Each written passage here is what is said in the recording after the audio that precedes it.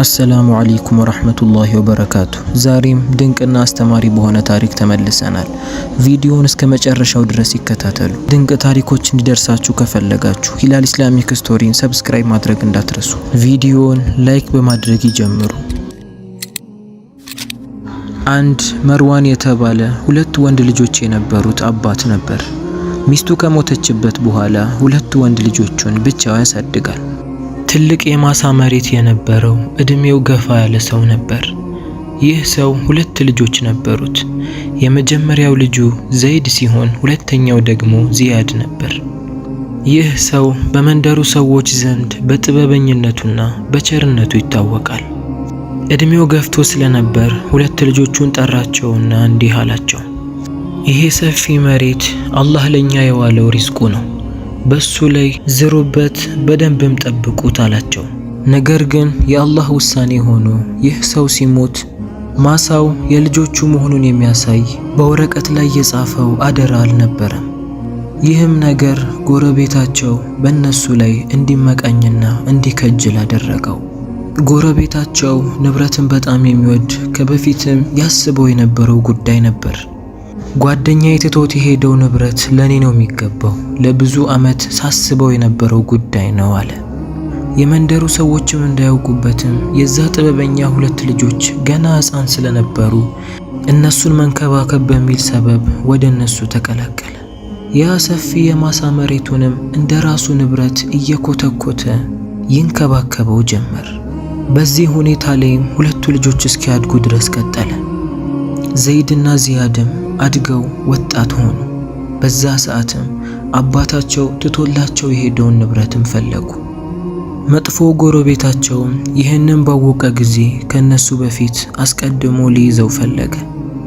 መንደራቸው ወደሚገኝ ጉቦ ወደሚቀበል ዳኛ ጋርም ቀድሞ ለመሄድ ወሰነ። ብዙ ወርቆችንና ብሮችን ይዞ ወደ ዳኛው ጋር አመራ።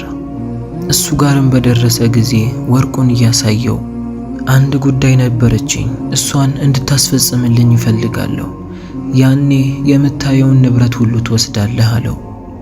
ዳኛውም ያየውን ነገር ማመን አቃተው። እሺ ለማለት ጊዜ አልፈጀበትም ነበር። የዘይድና የዚያድ አባት የነበረውን የማሳ መሬት ታውቃለህ? እሱ ከሞተ በኋላ ያንን ንብረት እኔ ነበር ሳሳድገውና ስኮተኩተው የነበረው። ስለዚህ ያ ንብረት በእኔ እጅ እንዲገባ አድርግ አለው።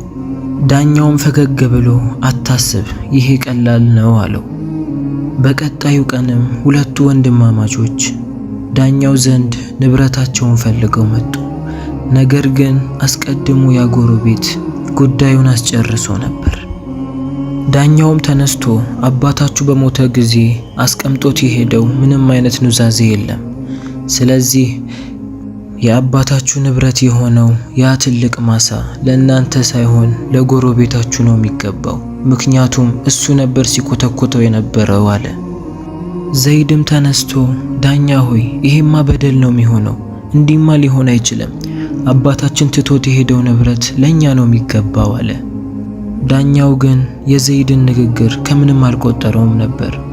እንደውም ጠባቂዎቹን ጠርቶ ከዚያ አስወጧቸው ብሎ እንዲያስወጧቸው አደረገ። ያ መጥፎ ጎረቤታቸው ባሴረባቸው ነገር በጣም አዘኑ። ታናሽ ወንድሙም ዚያድ ከዚህ በኋላ ምን ልናደርግ ነው አለው። ወንድሙም አብሽር አትዘን፣ ምስክር እስካላገኘን ድረስ ንብረታችን የሚመለስልን አይመስለኝም። እዚህ መሆናችንን አልፈለግኩትም። ይህን መንደር ለቀን ወደ ሌላ መንደር እንሂድ፣ ቢያንስ ስራ እየሰራን ራሳችንን መቻል አለብን አለው። ከዛም ሁለቱ ወንድማማቾች ተያይዘው ያንን መንደር ለቀው ወጡ። የተወሰኑ ምግቦችን ነበር የያዙት። ጎረቤታቸው ባደረገባቸው ነገር በጣም ተከፍተውና ተናደው ነበር። ወዴት እንደሚሄዱም እንኳን አያውቁም። ነገር ግን ያንን መንደር ስላልፈለጉት ብቻ ለቀውት ወጡ። ብዙ ከተጓዙም በኋላ አንድ አነስ ያለች ከተማ ላይ ደረሱ። ወደዛች ከተማ በገቡ ጊዜ አንድ አዛውንት ዕቃ ማመላለሻው ጋሪ ተበላሽቶበት አገኙት። እናግዝህ አሉትና ለሁለት ተጋግዘው አስተካከሉለት።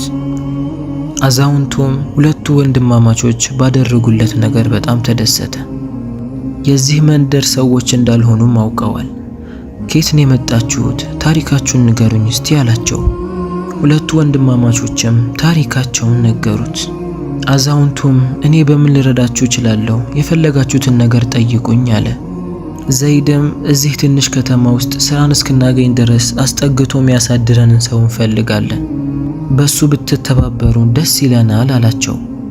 አዛውንቱም ስራ እስክታገኙ ድረስ እኔ ጋር መቆየት ትችላላችሁ፣ ችግር የለም ብሎ በደስታ ተቀበላቸው። ከዛም ሁለቱ ወንድማማቾች ከዛ አዛውንት ጋር ወደሱ ቤት ይዟቸው ሄደ። ወደ ቤቱም ወስዶ ቤት ያፈራውን ምግብ አቀረበላቸው። ሶስቱም ተቀማምጠው እያወሩ መብላት ጀመሩ። አዛውንቱም እዚህ መንደር ላይ ለመቆየት አስባችኋልን አላቸው። ዘይድም አዎ ስራ አግኝተን ብንሰራና ራሳችንን ብናስተዳድር ደስ ይለናል አለው። አዛውንቱም አብሽሩ፣ ነገ ጠዋት ትልቅ ገበያ ወዳለበት ቦታ ይዣችሁ ሄዳለሁ፣ ወጣትም ስለሆናችሁ ጥሩን ስራ ታገኛላችሁ አላቸው። ሁለቱ ወንድማማቾችም በደስታ በሐሳቡ ተስማሙ። ንጋቱ በነጋም ጊዜ ያ አዛውንት ትልቅ የገበያ ማዕከል ወደሚገኝበት ቦታ አሳያቸው። ሁለቱ ወንድማማቾችም አዛውንቱን አመስግነውት መሄድ ጀመሩ። ነገር ግን በመንገዳቸው ላይ ሽፍቶችን አገኙ። የሽፍቶቹ መሪ አምር ይባላል። አምር በዛ መንደር ላይ በኃይለኛ ዘራፊነቱ ይታወቃል። ሁለቱ ወንድማማቾችን በተመለከታቸው ጊዜ በዚህ አካባቢ ለሀብታሞች ቦታ የለም፣ የያዛችሁትን ንብረት ሁሉ አስቀምጡት አላቸው። ዘይድም እኛ ሀብታሞች አይደለንም፣ ይልቁንስ ተበዳዮች ነን፣ ምንም አይነት ንብረትንም አልያዝንም፣ እንደውም መንደራችንን ለቀን ስራ ፈልገን ነው ወደዚህ የመጣ ነው አለው። አምርም ይህንን ሲሰማ ሁለቱ ወንድማማቾች እውነት የሚያወሩ መሰለው። ወጣት ሆነው ተጎሳቅሎ ሲመለከታቸው አዘነላቸው። ታሪካችሁን እስቲ አጫውቱን አላቸው። ዘይድም ተነስቶ ታሪኩን አጫወታቸው። ያ መጥፎ ጎረቤት አባታቸው ከሞተ በኋላ ንብረታቸውን ሙሉ እንዴት እንደወሰደባቸው ምንም ሳያስቀሩ ሙሉ ታሪኩን አጫወቱት። አምርም ይህንን ሲሰማ ይበልጥ አዘነላቸው።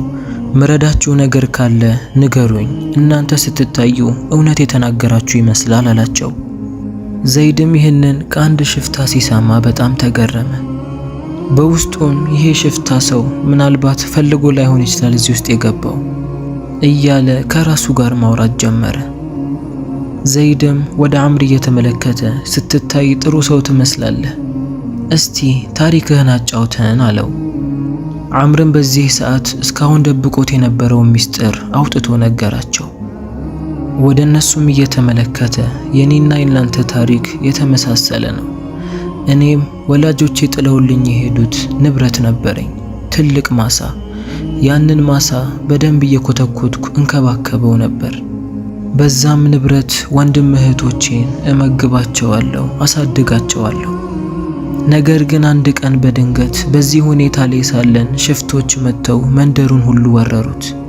ያለንን ንብረት ሁሉ ነጠቁን፣ በባዶም ከዛ መንደር አባረሩን። ከዛ በኋላ ውስጤ በጣም ተነካ። እንደምታዩኝም ጨካኝ ሆኜ ከሰዎች ንብረትን መዝረፍ ጀመርኩ። አሁንም ቢሆን ህይወቴን እየገፋው ያለሁት በዛ ነው። በተፈጥሮ የሰረቀ ሰው ሁሉ መጥፎ አይደለም። አንዳንዴ እንዲህ እንድታደርግ ነገራቶች ያስገድዱሃል እያለ እያዘነ ነገራቸው። ሁለቱ ወንድማማቾችም የአምርን ታሪክ ሲሰሙ አዘኑለት። ዘይድም አብሽር፣ ከዚህ በተሻለ በሐላል ነገር ንብረትን ማግኘት ትችላለህ። ከሰው ሰርቀህ ያመጣኸው ነገር የፈለገ ቢበዛም በረካ የለው። ነገር ግን በራስህ ለፍተህ ያመጣኸው ንብረት ትንሽም ቢሆን አላህ በረካውን ያደርግበታል። ስለዚህ ሐላል ነገርን ለመስራት ሞክር፣ ያኔ ጌታህም ይወድሃል ብሎ መከረው። አምርም በምክራቸው አመሰገናቸውና ተሰነባብተው ሁለቱ ወንድማማቾች ጉዞአቸውን ጀመሩ። አዛውንቱ አመላክቷቸው ወደ ነበረው ትልቅ የገበያ ማዕከል ደረሱ። ዞር ዞር እያሉም ስራ መፈለግ ጀመሩ። ነገር ግን ወዲያውኑ አላገኙም ነበር። ደክሟቸውም አንድ ጥላ ስር ቁጭ ብለው ሳለ ከፊት ለፊታቸው ትልቅ ሱቅን ተመለከቱ። ያ ሱቅ የጤፍ የስንዴ አይነቶችን ይሸጥ ነበር። ዚያድም ለወንድሙ ዘይድ ወደዚህ ገብተን ስራን ብንፈልግ ምን ይመስልሃል? ያደግነውም በማሳ ላይ ስለነበር ለኛ ቀላል ነው የሚሆነን ከፈቀዱልን አለው። ዘይድም ከታናሽ ወንድሙ ይህንን ሲሰማ በጣም ደስ አለው። ጥሩ ሐሳብ ነው ያመጣው፣ ወደዛ እንሂድ አለው። ሁለቱ ወንድማማቾችም ተያይዘው ወደዛ ሱቅ ገቡ። የሱቁ ባለቤትም ሁለቱ ወንድማማቾችን በተመለከታቸው ጊዜ ፈገግ ብሎ የዚህ መንደር ሰዎች አይደላችሁማ አላቸው። ዘይድም አው የዚህ መንደር ሰዎች አይደለንም፣ ወደዚህ መንደር የመጣነው ስራን ፈልገን ነው አለው። የሱቁ ባለቤትም ምን አይነት የሥራ ልምድ አላችሁ ብሎ ጠየቃቸው። ዘይድም እኛ ከዚህ በፊት ያደግነው ከማሳዎች ጋር ነው፣ ከሱ ጋር በተያያዘ ማንኛውንም ስራ እንሰራለን አለው። የሱቁ ባለቤትም እንደዛ ከሆነማ ጥሩ ነው፣ እንደናንተ አይነት ወጣትን ስፈልግ ነበር። በስራችሁ ላይ ታማኝና ጥንቁቅ እንደምትሆኑ ተስፋ አድርጋለሁ። ነገር ግን የዛሬው ስራ ስላለቀ ነገ ተመለሱ አላቸው። ዘይድም እያዘነ ለዚህ መንደር ገና አዲስ ነን፣ ምናድርበት ቦታ እንኳን የለንም፣ በዚህም ብትተባበረን ደስ ይለናል አለው። የሱቁ ባለቤትም ከፈለጋችሁ ዛሬ እዚህ ሱቅ ውስጥ ማደር ትችላላችሁ፣ እዚህም ያድሩ የተወሰኑ ልጆች አሉ፣ ከነሱ ጋር እደሩ፣ ከነገ በኋላ ግን የምታድሩበትን ቦታ አፈላልግላችኋለሁ አላቸው። በሐሳቡም ተስማሙና ሱቅ ውስጥ አደሩ። በቀጣዩ ቀንም ጠዋት ላይ የሱቁ ባለቤት ወደ ሱቁ ሲመጣ ዘይድና ዚያድ ቤቱን አጽድተውና አሳምረው ጠበቁት። ይህንንም ሲመለከት በጣም ደስ አለው። በጣም ጥሩ ልጆች ናችሁ፣ አላህ ይጨምርላችሁ አላቸው። እነሱም በደስታ ፈገግ አሉ። ከዛም ዘይድና ዚያድ እህል ወዳለበት ቦታ ሄደው አስተካክለውና አበጥረው ያመጡለታል። የሱቁ ባለቤትም እነሱ አጣርተው ያመጡትን ጤፍና ስንዴ መሸጥ ጀመረ። ዓስር ተሰግዶ ትንሽ ረፈድ ካለ በኋላ ዘይድና ዚያድን ጠራቸውና የዛሬው ስራ ይበቃናል፣ ማደሪያን ፈልጌላችሁ ነበር ግን አልተገኘም፣ ካልደበራችሁ የኔ ቤት ሰፊ ስለሆነ እኔ ጋር ማደር ትችላላችሁ አላቸው። ሁለቱ ወንድማማቾችም ይህንን ሲሰሙ በጣም ደስ አላቸው። ጥሩ ሰው ናችሁ፣ አክብራችሁ ቤታችሁ ስለጋበዛችሁን በጣም ደስ ብሎናል አሏቸው። ከዛም ሁለቱ ወንድማማቾች ተያይዘው ወደ አሰሪያቸው ቤት ሄዱ። የሚተኙበትንም ክፍል ካመቻቸላቸው በኋላ ሁለቱ ወንድማማቾች እዛው አደሩ። በቀጣዩ ቀንም ጠዋት ላይ ወደ ስራ ወጥተው ስራቸውን ጀመሩ። የሱቁ ባለቤት ሁለቱ ወንድማማቾች ተጋግዘው ተዋደው በፈገግታ ስራውን አብረው ሲሰሩ ሲመለከት በጣም ተገረመ። ገበያውም ረገብ ባለና ሰዎች አልመጡም ነበር። ሁለቱ ወንድማማቾችም እረፍት ለማድረግ ቁጭ አሉ። የሱቁ ባለቤትም ወደ እነሱ ጋር መጣና እኔ ጋር ከመጣችሁ ጊዜ ጀምሮ ጥሩነትን እንጂ መጥፎን ነገር አላየሁባችሁም።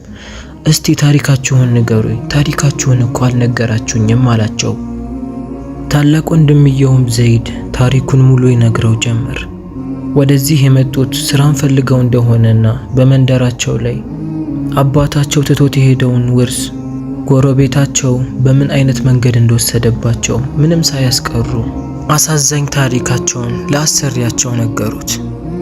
አሰሪያቸውም ይህንን ሲሰማ በጣም ተገረመ። የአባታችሁ ስም ማን ነው ብሎ ጠየቃቸው። ዘይድም አባታችን ሐሲብ ነው የሚባለው አለው።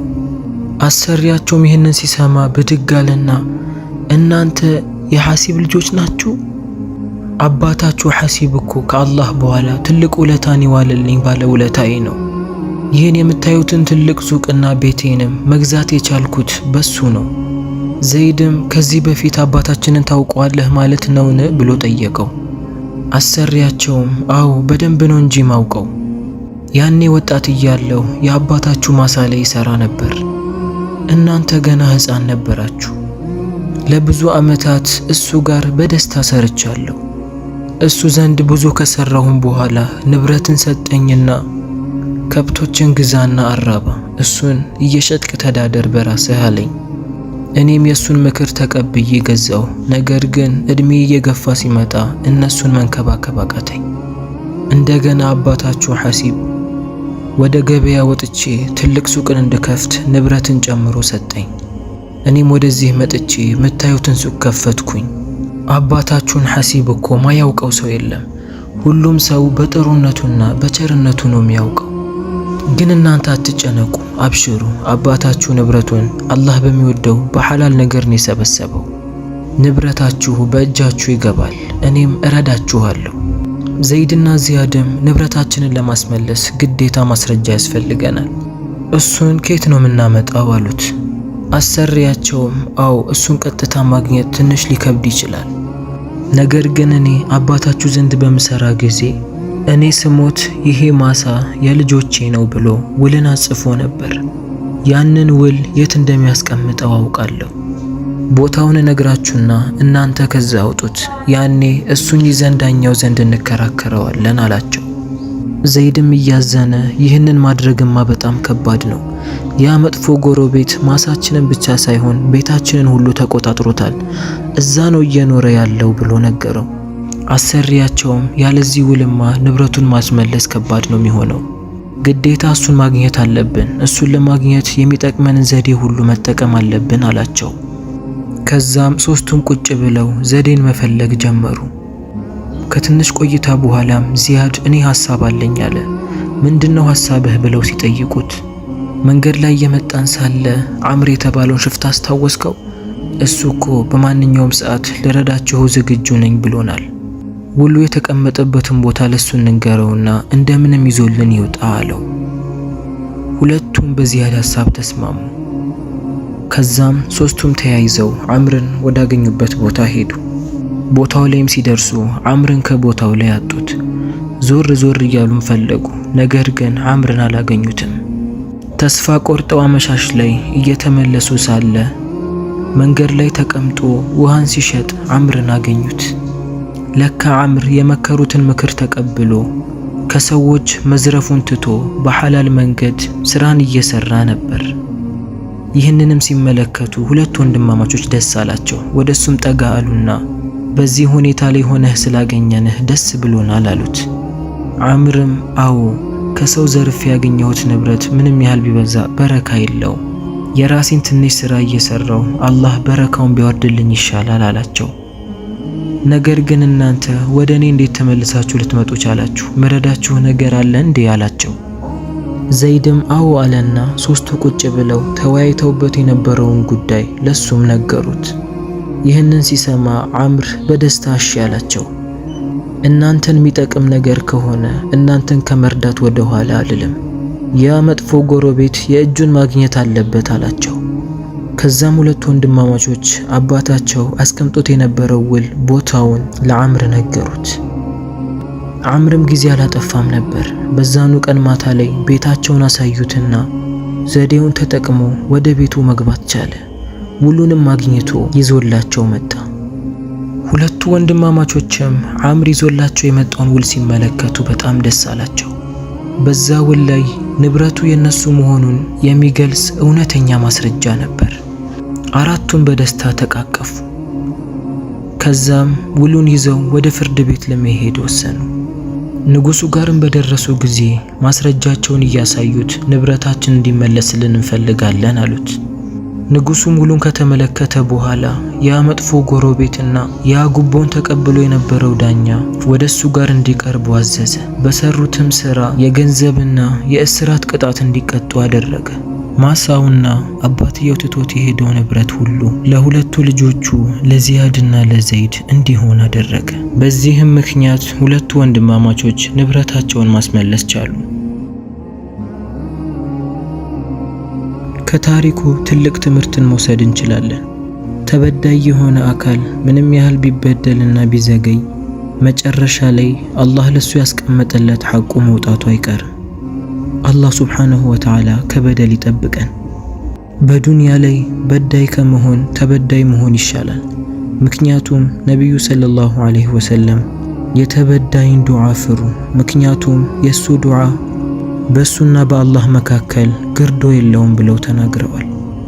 አላህ ሱብሓነሁ ወተዓላ በሰማነው የምንጠቀም ያድርገን።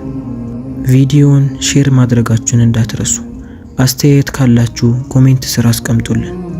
በሌላ ታሪክ እስከምንገናኝ ድረስ ወሰላሙ አለይኩም ወራህመቱላሂ ወበረካቱ።